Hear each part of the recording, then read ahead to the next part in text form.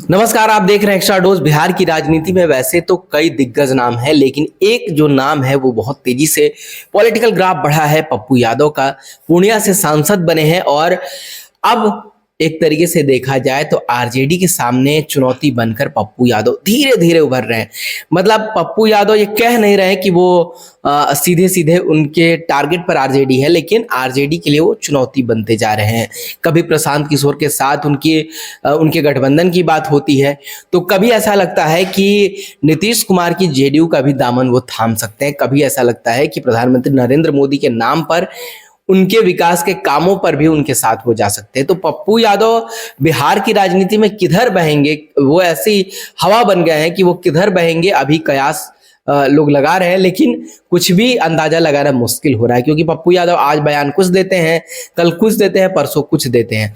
एक समय था जब बिहार की राजनीति में पप्पू यादव वो दौर देख रहे थे जब वो ना इधर के थे ना उधर के थे। पप्पू यादव ने कांग्रेस ज्वाइन कर ली और उन्हें लगा कि कांग्रेस अपने हवाले से टिकट दे देगी, अपने तरफ से जो टिकट देगी पूर्णिया में उसे आरजेडी नहीं काट पाएगी। लेकिन आरजेडी ने अपने उम्मीदवार को उतार दिया। जेडीयू से आरजेडी में आई बीमा भारती को सांसद का उम्मीदवार बना दिया गया। लोकसभा चुनाव में उन्हें एज ए उम्मीदवार उतारा गया पूर्णिया से आरजेडी की तरफ से, और कांग्रेस इसका विरोध नहीं कर सकी। विरोध हुआ भी होगा तो अंदर खाने कुछ बातचीत हुई होगी, लेकिन कांग्रेस की इतनी हिम्मत नहीं हुई कि वो बिहार में आरजेडी को ये कह सके कि नहीं, पूर्णिया सीट पर तो हमारा ही कैंडिडेट लड़ेगा, पप्पू यादव ही लड़ेगा।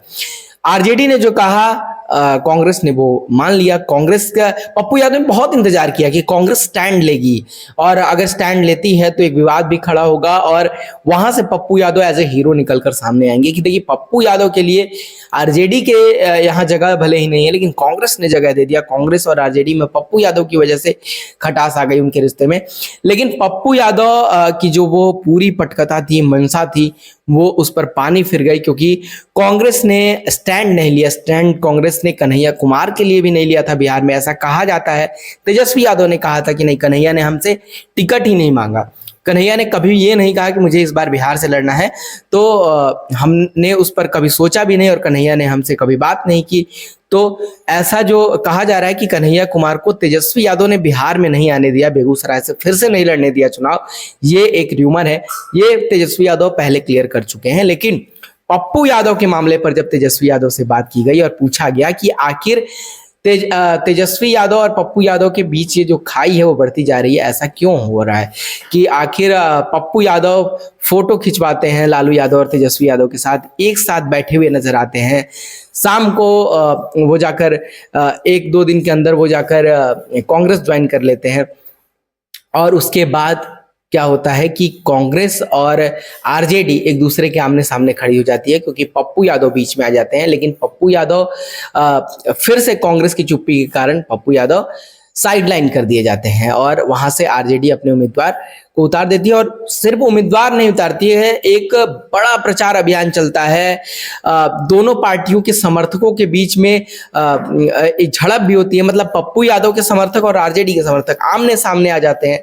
बहुत एक तरीके से आप कह लें कि हॉट सीट बन गया था पूर्णिया, जहां जेडीयू और कहा जा रहा था कि जेडीयू और पप्पू यादव के बीच में मेन लड़ाई थी। उसमें बीमा भारती की जो एंट्री है उसने एक नया मोड़ ला दिया और जीत पप्पू यादव की हुई। तो पप्पू यादव का ग्राफ वहां से बढ़ रहा है। लेकिन तेजस्वी यादव ने क्या कहा था, इस पर भी गौर करने लायक है। तेजस्वी यादव ने कहा कि पप्पू यादव हम ही लोगों को सिखा रहे थे। यानी कि पप्पू यादव जब आए थे बैठक करने के लिए लालू प्रसाद यादव और तेजस्वी यादव के साथ, तब लालू जी को तेजस्वी यादव ने कहा कि लालू जी को पप्पू यादव ज्ञान देने लगे कि इस सीट से इस व्यक्ति को आप चुनाव लड़ाइए, वहां उस सीट पर यह समीकरण हो सकता है। तो तेजस्वी यादव के बाद से ये लगा कि तेजस्वी यादव कह रहे हैं कि भाई हमें कोई कैसे सिखा सकता है। और बिहार की राजनीति में जहां आरजेडी एक बड़ी दल है, उसे कोई एक सांसद का उम्मीदवार आकर ये तय करने लगे और ये बताने लगे कि आप इस सीट से इस व्यक्ति को चुनाव लड़ाइए, वहां ये समीकरण है। तो तेजस्वी यादव को भाया नहीं, लालू प्रसाद यादव को नहीं भाया। आप ये मानकर चलिए कि अब लालू प्रसाद यादव का दौर नहीं रहा है आरजेडी में, तेजस्वी यादव का दौर चल रहा है। जिस तरीके से पार्टी के पदाधिकारी भी बदले गए हैं, अब ये माना जा रहा है कि तेजस्वी यादव ने फुल कंट्रोल अपने हाथ में ले लिया। लालू प्रसाद यादव की तबीयत जब सही हुई थी, जब एक बार फिर से महागठबंधन की सरकार बिहार में बनी थी, नीतीश कुमार और आरजेडी एक साथ आकर सरकार दोनों दलों ने बनाया था, तब ऐसा माना जाता है कि लालू प्रसाद यादव बहुत एक्टिव हैं और लालू प्रसाद यादव ही सब कुछ अपने तरीके से, अपने तौर तरीके से देख रहे हैं, समझ रहे हैं, झेल रहे हैं। चाहे वो सुधाकर सिंह का विरोध हो, चाहे वो नीतीश कैबिनेट में जो आरजेडी के मंत्री थे उनकी मनमानी हो, विरोध हो नीतीश कुमार का, चाहे वो जो कह लीजिए बयानबाजी हो, रामचरितमानस पर बयान हो, शिक्षा मंत्री और के पाठक के बीच का जो विवाद हो, शिक्षा मंत्री के पीए को शिक्षा मंत्रालय में न घुसने देना हो के पाठक के द्वारा, ये सारी चीजें इस तरफ इशारा कर रही थी कि लालू प्रसाद यादव की जो पॉलिटिक्स है वो हावी है महागठबंधन में, क्योंकि तेजस्वी यादव चाहते थे कि नीतीश कुमार के साथ सरकार तब तक चलाई जाए जब तक चुनाव नहीं आ जाते। चुनाव के ऐन वक्त पर जाकर आप तेजस्वी यादव चाहते थे कि उस वक्त तक सरकार चले, उसके बाद नीतीश कुमार को अलग होना है तो हो जाए, क्योंकि अगर विधानसभा चुनाव तक सरकार चलती तो तेजस्वी यादव को यह कहना बनता कि भाई देखिए, हमने तो नहीं तोड़ा गठबंधन, नीतीश कुमार ने अपने स्वार्थ के लिए तोड़ा है। हालांकि तेजस्वी यादव अभी भी कह रहे हैं, लेकिन उस वक्त ये चीजें कहना और आसान होता कि हमने ये गठबंधन नहीं तोड़ा है और हम तो काम करना चाहते थे, हमें आप मौका दीजिए जनता से। तेजस्वी यादव आज भी कह रहे हैं, तब भी कहते हैं, लेकिन तेजस्वी यादव सरकार चलाना चाहते थे, उनकी बातों से भी ऐसा लगता है। और जो नेता कहते हैं, उनके जो करीबी लोग हैं वो कहते हैं, जो बड़े पत्रकार कहते हैं वो यही कहते हैं कि तेजस्वी यादव सरकार चलाना चाहते थे। लेकिन लालू प्रसाद यादव की जो पॉलिटिक्स थी वो ये थी कि तेजस्वी यादव को लालू चाहते थे कि जल्दी से जल्दी सीएम बना दिया जाए, और जो गलती बीजेपी ने की थी वही गलती आरजेडी ने भी की। बीजेपी को भी लगता था कि नीतीश कुमार अब उनको छोड़कर कहीं नहीं जा सकते, नीतीश के लिए तो सारे रास्ते अब ब्लॉक हो चुके हैं। लेकिन आरजेडी ने यही सोचा कि अब नीतीश कुमार के लिए बीजेपी में जाना तो असंभव है, बीजेपी के साथ जाना तो असंभव सा लग रहा है, नहीं जा पाएंगे। लेकिन नीतीश कुमार ने वो करके दिखाया जो किसी ने उम्मीद नहीं की थी।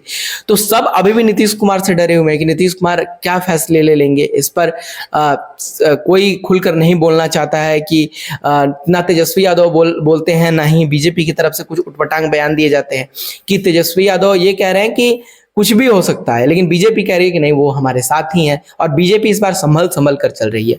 तो पप्पू यादव की जो राजनीति है वो बिहार में अब तेजी से बढ़ रही है। उसका खामियाजा अगर किसी को भुगतना होगा तो वो भुगतना होगा तेजस्वी यादव को, क्योंकि तो बिहार की राजनीति में पप्पू यादव और तेजस्वी यादव एक ही पिच पर बैटिंग कर रहे हैं। दोनों का वोट बैंक लगभग एक है।